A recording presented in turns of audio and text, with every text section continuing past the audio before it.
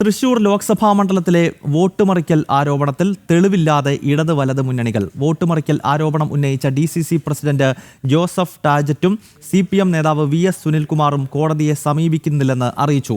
വോട്ടുമറിക്കലിൽ തെളിവുണ്ടെങ്കിൽ കോടതിയെ സമീപിക്കാൻ BJPയും വെല്ലുവിളിച്ചു. വിവരങ്ങൾ സാനു കെ സജീവ് നൽകും. സാനു, കഴിഞ്ഞ ലോക്സഭാ തെരഞ്ഞെടുപ്പിൽ തൃശൂരിൽ BJP നേടിയ ഐതിഹാസിക വിജയത്തെ ഇപ്പോൾ വോട്ടിംഗിൽ ക്രമക്കേട് എന്ന ആരോപണം ഉന്നയിച്ച് തള്ളാനാണ് CPMും അതോടൊപ്പം തന്നെ കോൺഗ്രസും ശ്രമിക്കുന്നത്. പക്ഷേ ആധികാരികമായ ഒരു തെളിവും നൽകാൻ ഈ കൂട്ടർക്ക് കഴിയുന്നില്ല. അത് ദേശീയ തലത്തിൽ രാഹുൽ ഗാന്ധിക്കും തെളിവ് നൽകാൻ കഴിയുന്നില്ല. ഇനി കേരളത്തിലേക്ക് വന്നു കഴിഞ്ഞാൽ തൃശ്ശൂരിലെ കോൺഗ്രസിന്റെയും ഇടതുപക്ഷത്തിന്റെയും നേതാക്കൾക്ക് തെളിവില്ല. വെറുതെ ഇങ്ങനെ ഉണ്ടയില്ലാ വെടി വെച്ചുകൊണ്ടിരിക്കുകയാണ്. എന്തൊക്കെയാണ് വിവരങ്ങൾ?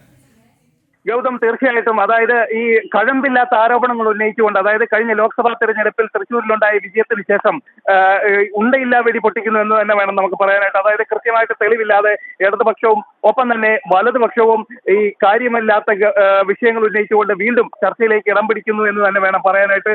കഴിഞ്ഞ ദിവസം ആദ്യം ഈ വോട്ട് അട്ടിമറിക്കലുമായി ബന്ധപ്പെട്ടുകൊണ്ട് ആരോപണവുമായിട്ട് രംഗത്ത് വന്നത് DCC പ്രസിഡന്റ് തന്നെയാണ്. എന്തായാലും അതിനുശേഷം DCC പ്രസിഡന്റ് ആരോപണം ഉണ്ടായതിനു ശേഷം VS സുനിൽകുമാർ തന്നെ രംഗത്ത് വന്നിരിക്കുകയാണ്. ചില കണക്കുകൾ അടക്കം ബോധിപ്പിച്ചുകൊണ്ട് സുനിൽകുമാറും ചില ആരോപണങ്ങളൊക്കെ ഉന്നയിച്ചു. എന്നാൽ അതിലൊന്നും കഴമ്പില്ല എന്ന് തന്നെയാണ് ആരോപണങ്ങൾ. നമ്മൾ കൃത്യമായിട്ട് പരിശോധിക്കുമ്പോൾ അവർ നിരത്തുന്ന കണക്കുകൾ കൃത്യമായിട്ട് നോക്കുമ്പോഴത്തേക്കും നമുക്ക് മനസ്സിലാവുന്നത്. അതായത് സുനിൽകുമാർ പറയുന്നത് അന്ന് തൃശ്ശൂരിലെ ജില്ലാ കളക്ടറായിരുന്ന കൃഷ്ണതേജ, ആ കൃഷ്ണതേജ ചില വോട്ട് അട്ടിമറിക്കലും അതേപോലെ തന്നെ തൃശ്ശൂർ ലോക്സഭാ തെരഞ്ഞെടുപ്പിലെ ചില അട്ടിമറി ശ്രമങ്ങളും ഈ ജില്ലാ കളക്ടറുടെ നേതൃത്വത്തിൽ നടത്തി. അതിന്റെ പ്രത്യുപകാരമായിട്ട് BJP ഭരിക്കുന്ന സംസ്ഥാനത്തേക്ക് അവിടുത്തെ ഉപമുഖ്യമന്ത്രിയുടെ അതായത് അദ്ദേഹത്തിന്റെ സ്റ്റാഫിലേക്ക് അടക്കം ഈ കൃഷ്ണതേജയ്ക്ക് മാറ്റമുണ്ടായി. അത് ഈ വോട്ട് അട്ടിമറിക്കലിനെ തുടർന്നുണ്ടായ ഒരു പ്രത്യുപകാരം എന്ന് പറഞ്ഞു വെക്കുകയാണ് VS സുനിൽകുമാർ. എന്തായാലും ഇതുമായി ബന്ധപ്പെട്ടുകൊണ്ട് കോടതിയെ സമീപിക്കൂ എന്നുള്ള ചോദ്യത്തിലും അദ്ദേഹം പറയുന്നത് ഇതിൽ തെളിവില്ല, ഇത് ആരോപണം മാത്രമാണെന്ന് VS സുനിൽകുമാറും പറയുന്നു.